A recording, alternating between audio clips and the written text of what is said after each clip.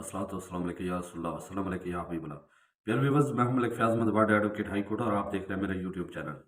प्यारे व्यूअर्स, आज का मेरा टॉपिक है सुप्रीम कोर्ट में जो इलेक्शन कमीशन ऑफ पाकिस्तान ने फंड्स पंजाब इलेक्शन फंड्स मुहैया ना करने की रिपोर्ट थी वो जमा करवाई है। और भी एक दो खबरें हैं जो मैं आप तमाम दोस्तों के साथ शेयर करना चाहता हूँ। तो आइए चलते, मैं आपको उनके मुतालिक बताता हूँ कि क्या वो खबरें हैं। सबसे पहले तो मैं आप तमाम दोस्तों को चीफ जस्टिस साहब के साथ हसास इदारों के अफसरान की मुलाकात जो हुई है उसकी तफसीलात सामने आ गई हैं, तो उनके हवाले से मैं आप तमाम दोस्तों को बताना चाहता हूँ। चीफ जस्टिस उमर अतयाब बंदियाल समेत जज साहबान से मुलाकात वजारत दिफा की दरखास्त पर अटारनी जनरल के जरिए हुई। सेक्रेटरी दिफा और हसास इदारों के अफसरान से मुलाकात के मौका पर अटारनी जनरल भी मौजूद थे। मुलाकात में मुल्क की मौजूदा सिक्योरिटी सूरत हाल, खसूसन इंतखाबात के हवाले से हिफाजती इंतजाम बारे ब्रीफ किया गया। मुलाकात में मोअज़्ज़ज़ जज साहबान ने सवाल उठाया कि मीडिया में जो रिपोर्ट्स हुई इसके हवाले से तो मुल्क में सिक्योरिटी के हालात काफ़ी बेहतर हैं। इस पर हसास इदारों के अफसरान की जानिब से जज हजरात को आगाह किया गया कि मुल्की सिक्योरिटी सूरत हाल पर जो ब्रीफिंग पार्लियामेंट में दी गई वही जज साहबान को तहरीरी सूरत में दी गई है और इसमें कोई तब्दीली नहीं की गई। सुप्रीम कोर्ट का 4 अप्रैल को फैसला सामने आया था जिसमें यह भी हिदायत की गई थी कि इलेक्शन कमीशन को इंतखाबात के हवाले से सिक्योरिटी प्लान बनाकर दिया जाए। हसास इदारों की जानिब से मुलाकात में 2 हसास इदारों के सरबराहान और ऑपरेशनल इंचार्ज मौजूद थे। उन्होंने जज साहबान को मुफसल तौर पर आगाह किया कि मुल्क में किस किस किस इलाके में सिक्योरिटी फोर्सेस ऑपरेशंस में मसरूफ़ हैं और कहाँ पर कितनी डिप्लॉयमेंट की गई है, जबकि ऑपरेशन के दौरान दीगर ज़रूरी तफसीलात से भी आगाह किया गया। मुलाकात गुज़िश्ता रोज़ तकरीबन दोपहर 2 बजे शुरू हुई और शाम 5 बजे तक जारी रही। इसके अलावा जो सुप्रीम कोर्ट ऑफ पाकिस्तान में आज जो रिपोर्ट जमा कराई गई है फंड्स के हवाले से इलेक्शन कमीशन की जानिब से, तो उसकी उसकी भी मैं आपको तफसीलात से आगाह करता हूँ। इलेक्शन कमीशन ऑफ पाकिस्तान ने पंजाब इंतखाबात के लिए फंड्स फराहमी के हवाले से रिपोर्ट सुप्रीम कोर्ट में जो जमा करा दी है। इलेक्शन कमीशन की जानिब से रिपोर्ट में कहा गया है कि सूबाई असम्बली के इंतखाबात के लिए फंड्स नहीं मिल सके। रिपोर्ट में मज़ीद कहा गया है कि स्टेट बैंक ने रकम मुंतकिल नहीं की। पंजाब में इंतखाबात के लिए 21 अरब रुपए के फंड्स फराहमी का सुप्रीम कोर्ट का हुक्म था, इस पर अमल नहीं किया गया।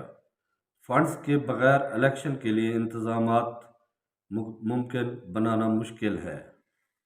याद है कि सुप्रीम कोर्ट ने फंड्स की फराहमी के हवाले इलेक्शन कमीशन को आज रिपोर्ट जमा कराने का हुक्म सादर फरमाया था। सबसे पहले सिक्योरिटी फोर्सेस की तरफ से सुप्रीम कोर्ट ऑफ पाकिस्तान के मुअज़्ज़ज़ चीफ जस्टिस साहब और दीगर जजेस साहबान से उनकी खसूसी मुलाकात हुई, जो सेक्रेटरी दिफा की दरख्वास्त पर उनकी मुलाकात कराई गई और मुलाकात में पूरी तफसीलात से जज साहबान को आगाह किया गया कि किन के मुल्क की सूरत हाल क्या है और कहाँ कहाँ जो है ना सिक्योरिटी फोर्सेस अपना ऑपरेशन जारी रखे हुए हैं। उनमें वो सारी चीज़ें तफसील के साथ जज साहबान को बता दी गई और साथ में ये भी कहा गया कि जो पार्लियामेंट में सिक्योरिटी के हवाले से बात की गई है उसकी तहरीरी तौर पर सुप्रीम कोर्ट ऑफ पाकिस्तान में उसको जमा करवा दिया गया है। तो ये था आज का जो नई सूरत हाल, तो उसके मुतल्लिक़ मैंने आप तमाम दोस्तों को आगाह किया जो मेरे इल्म में आ सका।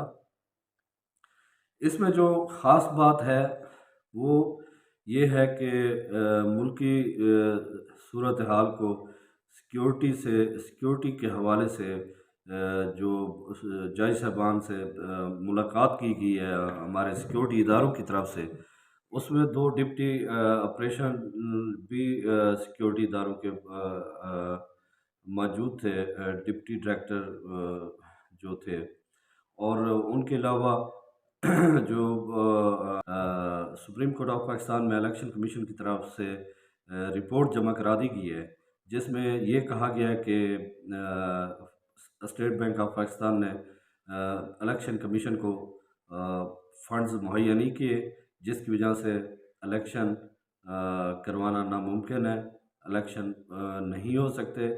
تو اس کا مطلب ہے کہ سپریم کورٹ آف پاکستان کے ساتھ جیسے گورنمنٹ آف پاکستان کر رہی ہے، تو اس کا مطلب supreme court of Pakistan election کروانے کا حکم دیتی ہے، اور آگے سے پارلیمنٹ اور وفاقی گورنمنٹ جو ہے نا وہ کوئی اور بہانہ بنا لیتے ہیں کہ یہ جو از خود نوٹس کا اختیار کم کیا جائے ججز کو۔ یعنی ایک بات جو supreme court of Pakistan implement کرنے کے لیے وفاقی گورنمنٹ کو حکم دیتی ہے، تو وہ آگے سے دوسری بات کوئی اور چھیڑ دیتے ہیں جس کو اس سے کوئی تعلق واسطہ نہیں ہوتا۔ تو رانا ثناء اللہ صاحب ہمارے وزیر داخلہ ہیں، انہوں نے پہلے دن ہی کہہ دیا تھا کہ الیکشن نہیں ہوں گے، کسی صورت میں بھی نہیں ہو سکتے۔ وہ کس قانون کے تحت یہ بات کہتے ہیں؟